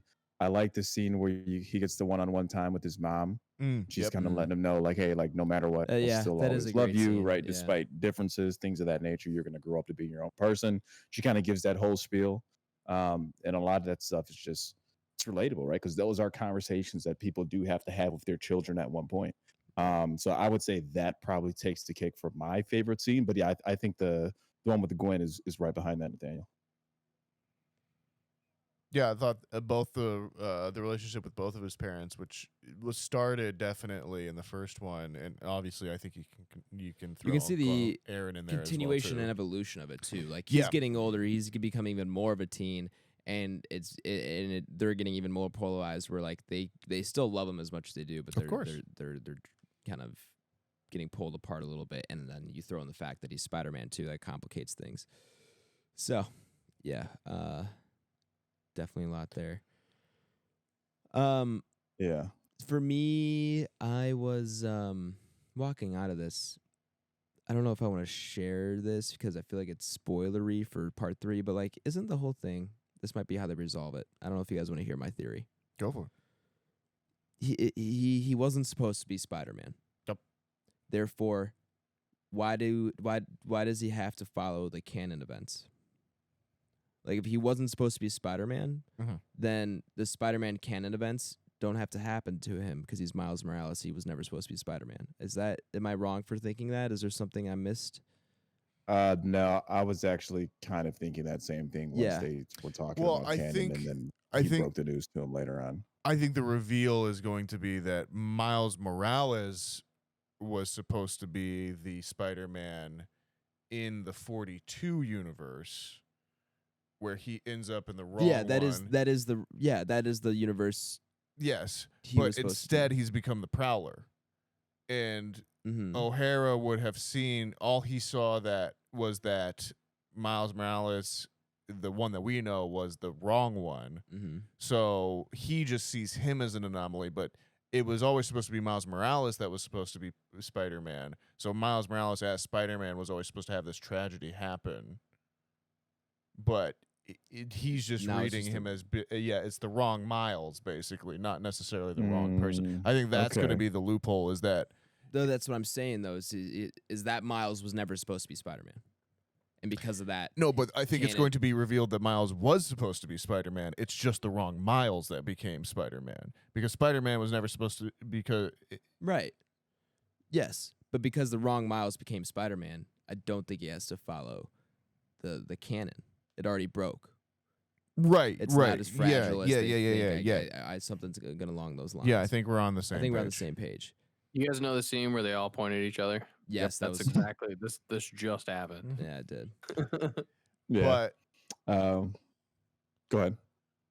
No, I think that is the other thing, and then I think it's also going to be revealed that obviously Miguel is incorrect about what he said, or it could even go that like he has been manipulating it, like he's the wrong Miguel or something like that as well too. Like he's not the original one that originally started it or anything like that. Yeah, there seems to be like he's hiding something for sure. I don't know what that would be. I personally hope they redeem Miguel because I think he's a cool character, and Spider-Man 2099 is awesome. That's actually one that's like probably the only Spider-Man spinoff I'm like somewhat familiar with. Gotcha. Because there was some Spider-Man games that I played when I was younger that had him featured, and so you played in 2099 Spider-Man. It was really cool. And I learned his story a little bit from that. So yeah, I like him as a character, but I also like what they've done with him and made him kind of like, it's interesting to have a Spider-Man villain who is Mhm. not even Peter Parker or Miles Morales. I don't think a lot of people even knew that was the thing. Like, I don't think Spider-Man 2099, you may have seen his suit, but you don't really know his story. And you Oh. don't even know that he's not even an actual Peter Parker or Miles Morales. Those are like the two everybody knows. If you And don't know he's- Peter Parker, you know Miles Morales. No one, if you're not super into Spider-Man, really knows Miguel O'Hara. And he's not even. He's only partially the villain, and I mean the other part Correct. is the Spot, who we haven't talked about. We haven't even either. talked about. Yep. I will say that was another gripe I had with him, and I think they can still redeem this in the third one. It just felt like if they're building up to be the big villain, we didn't hear from him for more than half the movie. There was a good hour and a half where he's just not in it. I think that's kind of the point. Yeah, I agree.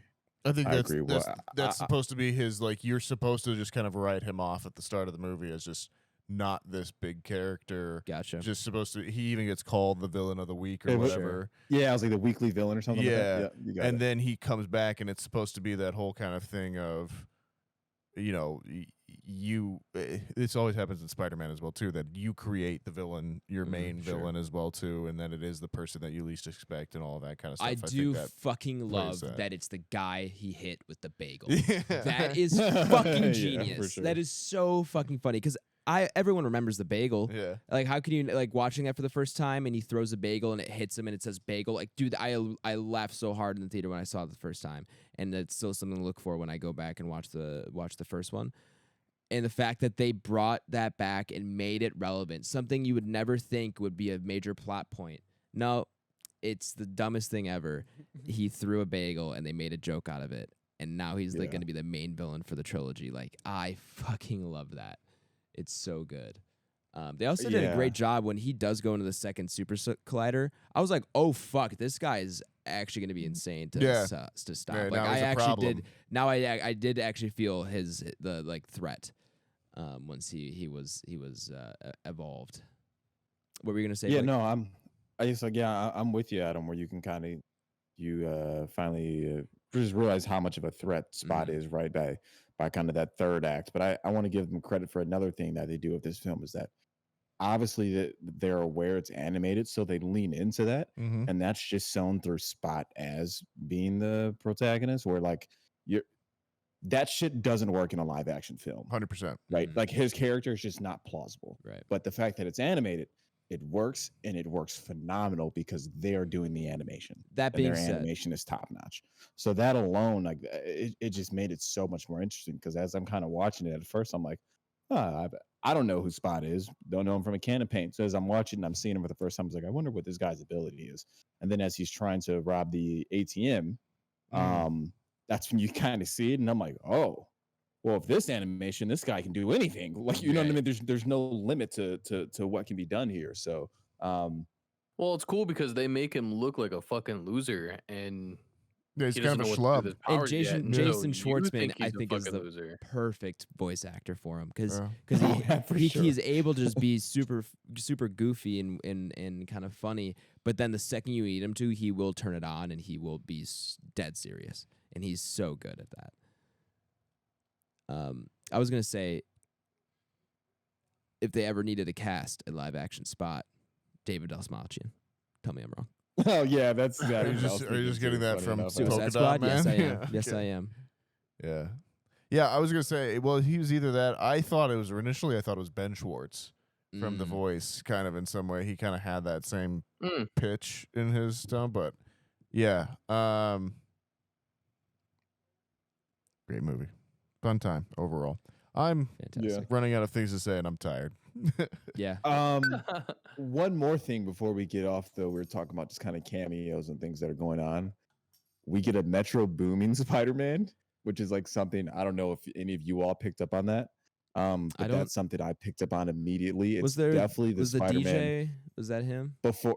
Yeah, no, not the DJ, but it's before he exits, and then he's talking to a Spider-Man that's hanging upside down, and he's like, "There's nowhere to go. You're cornered." And then he like jumps out the window, and then the rest of the Spider-Man come. Oh, was that and then he's Metro like, Boomin? Well, sorry, that's got to be Metro Boomin, right? That's He funny. has a bandana on his head and everything, and it almost sounds like him if you ever heard him talking like podcasts and things like that. I haven't. I'm almost really. positive that's is Metro the Boomin. headband his thing? I'm familiar with Metro Yes. Metro Boomin and his music, but I don't follow him like that, so I don't know. Yeah, the headband is his thing. That's so I'm cool. looking at that. I'm like, that's got to be. Oh, Metro it Boomin. probably and he's is. done the soundtrack. Yeah, so that's why I on put it he's together on as the it's- IMDb. He's Metro Spider-Man.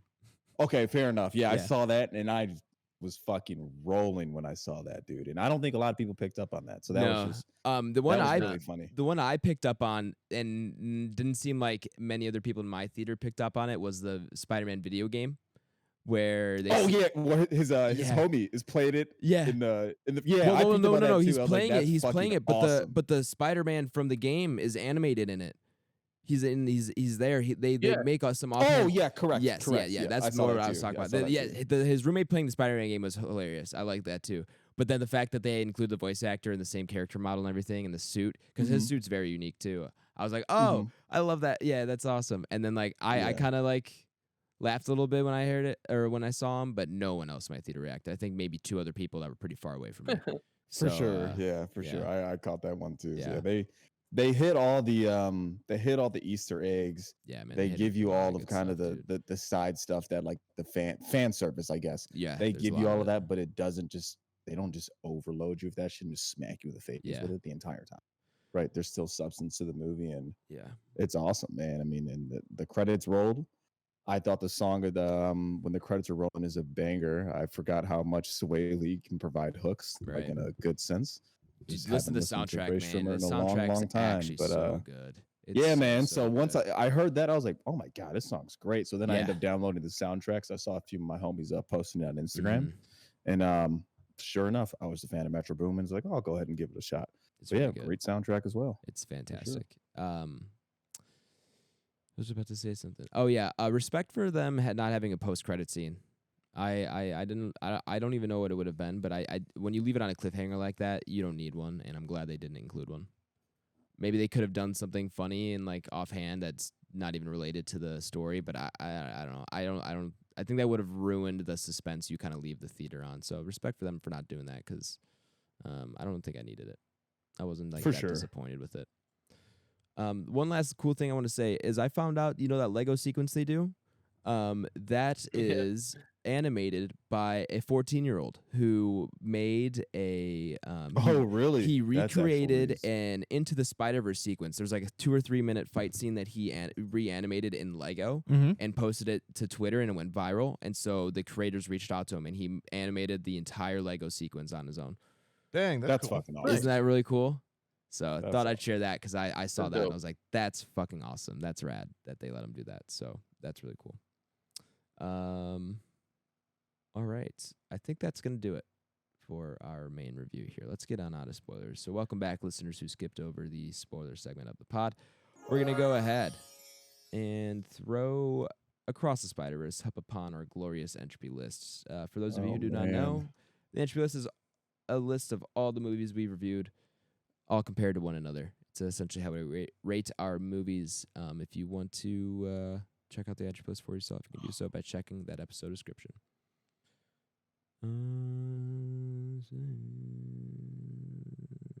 There it is. This is gonna be interesting. Yeah, this is tough. This is tough, gang.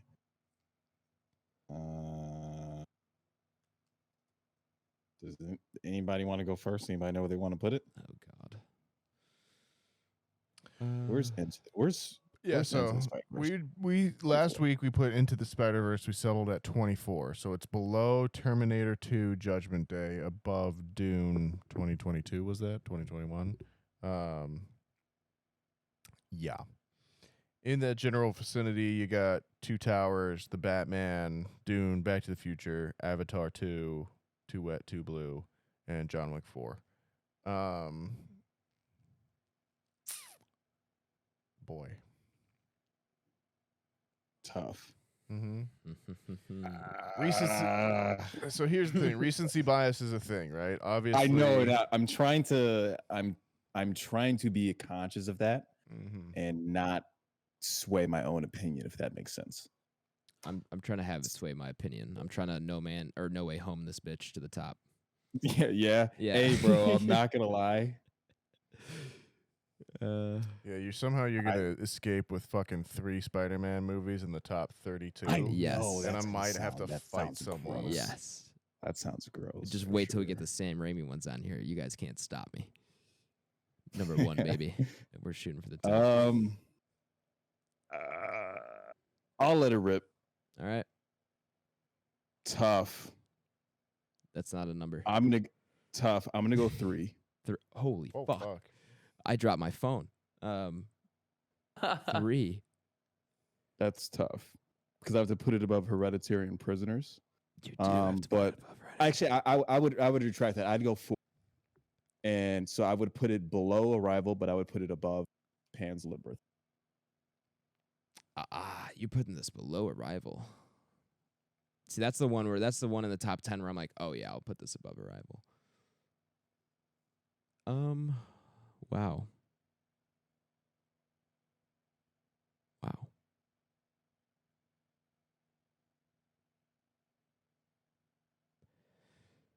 Does anyone want to follow that up, Nathaniel or Ty? I'm know I'm scared. gonna get infinite rewatch out of this thing, fellas. Like infinite rewatch. I'm And I happy think that you. that's what's yeah, I scaring am me. too. I'm That's very what's scaring happy. me. I am just. I'm happy it goes immediately into. I'm having the to catch my rotation for my Blake. brain up to that because like, is it 3? Like I'm looking at this list, like holy shit, it might be up there, man. So like of like just new movies we've seen, right, in real time. I'm really big on 9 Days, right? And that's Yep. at 17. And I think that's the newest movie we have in real time, right? Is 9 Days. Mhm. Because we technically caught that maybe like 2 months after release. And I kind of felt similar leaving 9 Days, but I had more, my feelings were more profound leaving this opposed to 9 Days, and I love the 9 Days. Yeah, I think that gives me a good spot to go with. Then I'm gonna put this one at 20. I'm gonna have it below Lord of the Rings, Return, Fellowship, and above Green Knight. Is that Fellowship? Pretty sure it's Fellowship. It yeah. is Fellowship. Yeah. So yeah. Similar. If we're going kind of off that, and I do feel like this movie is going to be generational, right? And the last movies that I see on there where I feel like this is a generational movie is like Get Out, Inception. In terms of kind of like most recent ones. Then it kind of goes into a realm of personal faves where I just Right. like, any given day, one of those could be up there as like a great favorite of mine. And the only thing that kind of gets me out of that area is Green Room at number 18. And then I just can't put this above Fellowship yet. I'm not saying it can't be there eventually, but like that's just a foundational movie for me in some ways too. I put it above Green Knight. I'll have it above Two Towers. Terminator 2, like that's definitely one there, but we'll see. But yeah, right now 20. We'll see where we end up overall. Ty, you got an idea?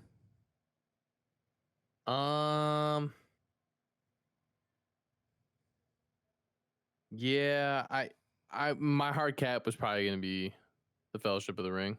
Mhm. So yeah, I do want to give this thing some credit though. I actually want to give it a lot of credit because it does deserve it. So I will sacrifice the Two Towers. Oh wow.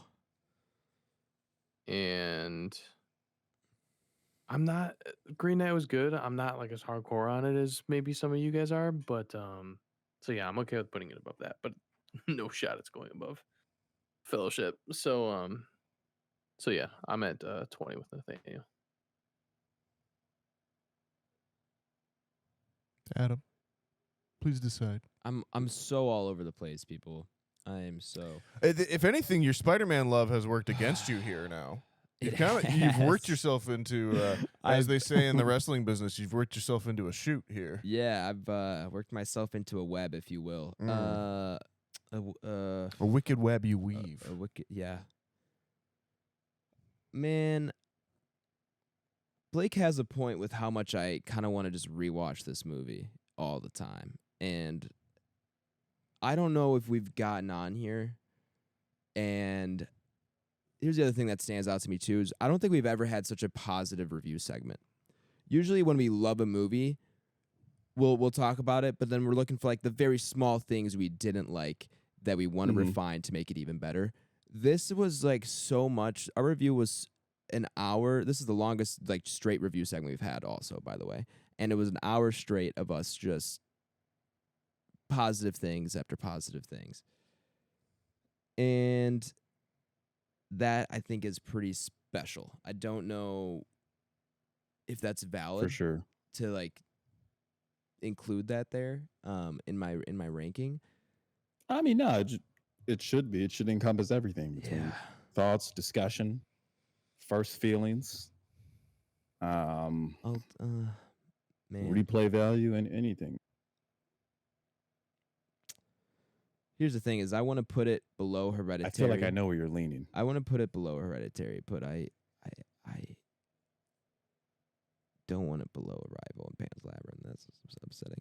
I think, wow, man, wow, because then Whiplash and Midsommar are probably two I would have towards the top. For sure. There's always Oh, the man. workarounds too. Like me looking at that too, like the Hereditary is obviously one that's very profound to me, near and dear to my heart. But then like, just for my justification, not even to stop you from thinking, but like I'm looking at like the three big problems for Nathaniel and Ty were like the Lord of the Rings films were like, I don't really care for any of those. So that's like Correct. three Yeah, that's gimmies not- to me when I'm looking at rating this, right? Correct. Those are And then not there's like influencing Your me at Name, all. Jurassic Park. So right, there's so many things where I'm throw it over that. I'll throw it over that. So yeah, so it's whatever floats Your your boat, Name, man. Whiplash, Midsommar, probably three movies I would have in the top 10 are just right there at 12, 13, 14. That's like the Berlin Wall right there. Mhm. Like it's so hard for me to put them above those three. Yeah. And I But even you said at gotta the break it beginning, one day, man.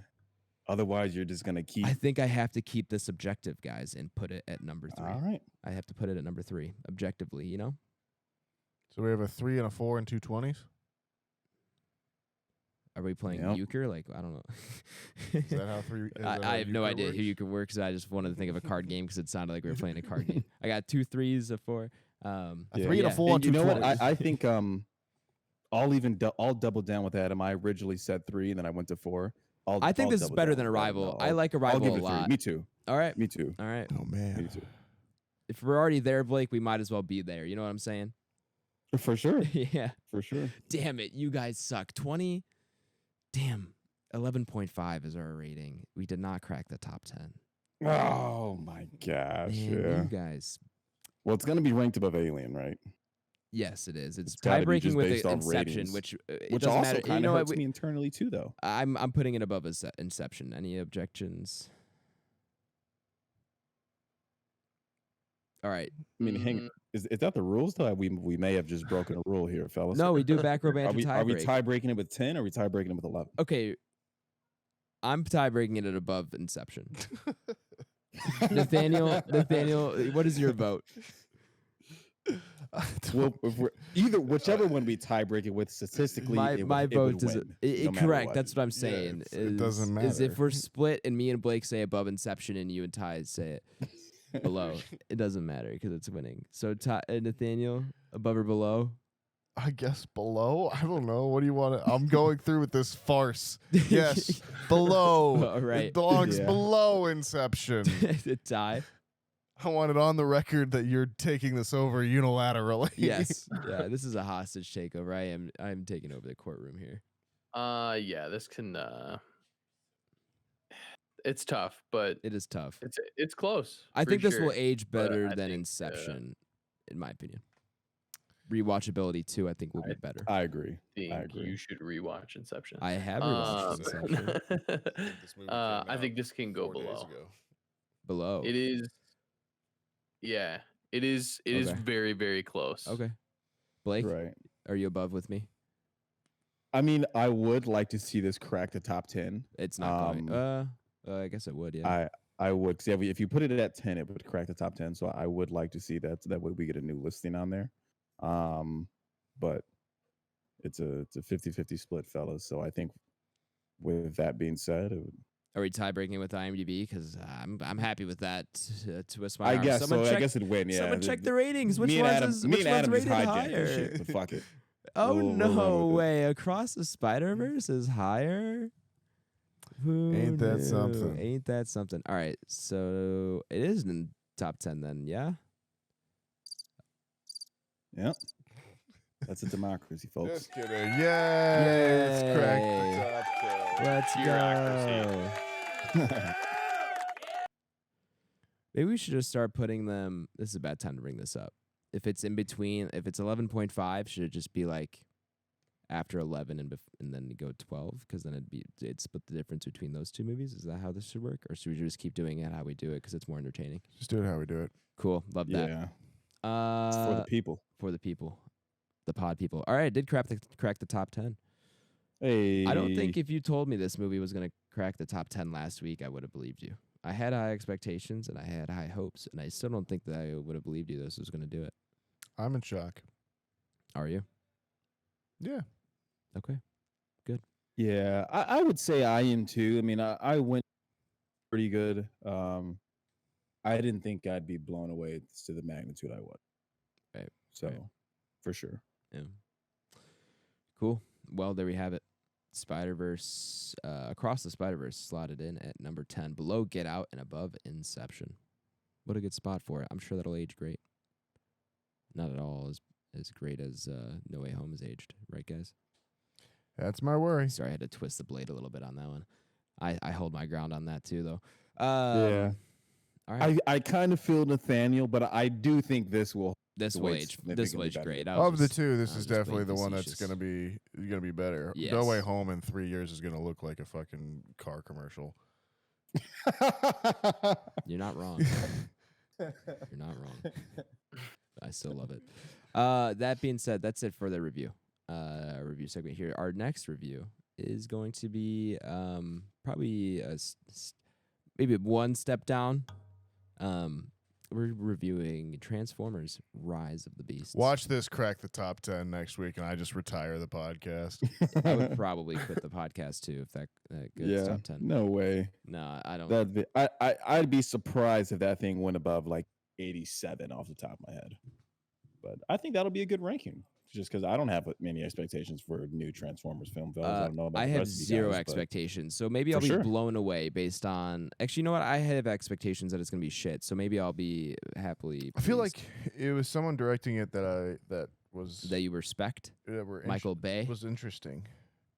Who Nah, it was can't be Michael Bay, right? No, I don't think he's done doubt any it. since like the first. No, it's the guy that did Creed 2. Two? Yeah, he did. Oh, that's yeah. Yeah, we Stephen talked about- Caple Jr. We talked about this. I'm sorry. Did you say Creed or Creep? No, Creed Creed 2. with the D. Ah, okay. I got you. Yeah. Yeah, good one. Well, that'll be interesting. 2 hours and 16 minutes. Oh boy, Mhm. we're in for a treat. Hopefully it's got some good sound editing and I can get enjoyment out of that in Dolby. I don't know. I think that I'm gonna go in the same expectations I had for the King Kong stuff we did, where I'm just looking for dumb robot stuff and big monster things smacking each other. Dumb robot stuff. Yeah, Yeah, man. let's Get just a let's few just have action some fun. sequences. I'm cool with that. That's Yeah. all I need. Let's just Just- turn the just give hue me two of lights. 'em. Yeah, turn the hue lights on high, and let sure. it rip. All right.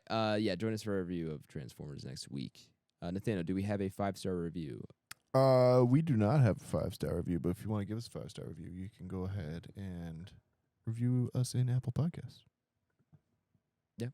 And if you do so, we'll read it out here on the podcast. You can be nice, you can be mean, you can be funny. Just don't be evil. And yeah.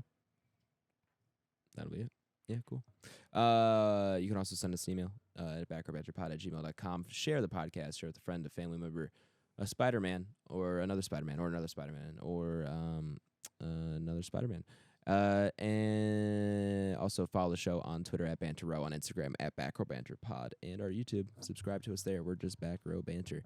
BlakeHolder, where can the people find you at, my man? Yo, Letterboxd, BlakeHolder. I'll be on there rating things out of 5 stars. I believe I actually gave this 5 stars. So Wow. Yeah. For sure, fellas. I'm looking at it now. Here it Plug- is. BlakeHolder, 5 stars.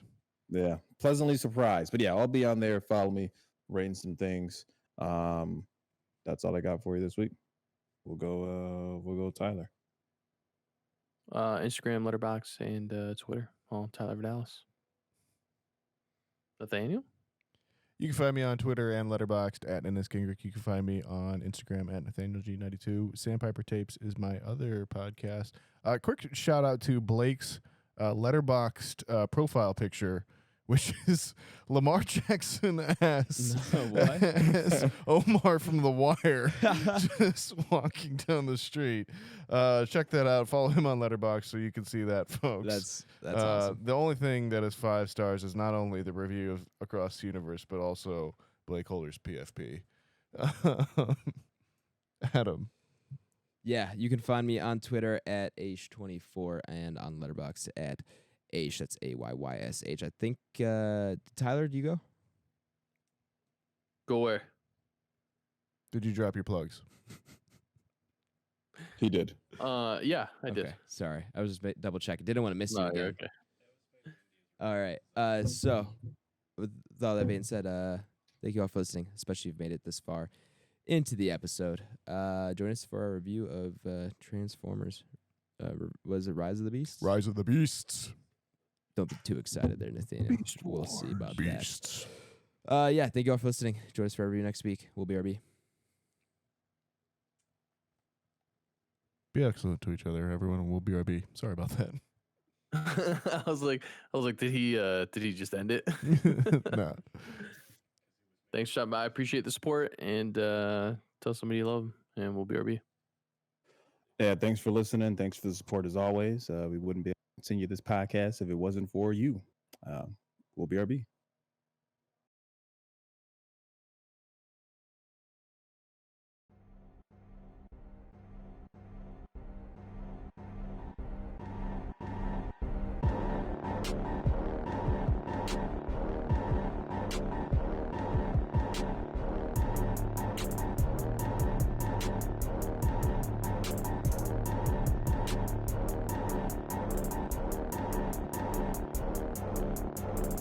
I'm American.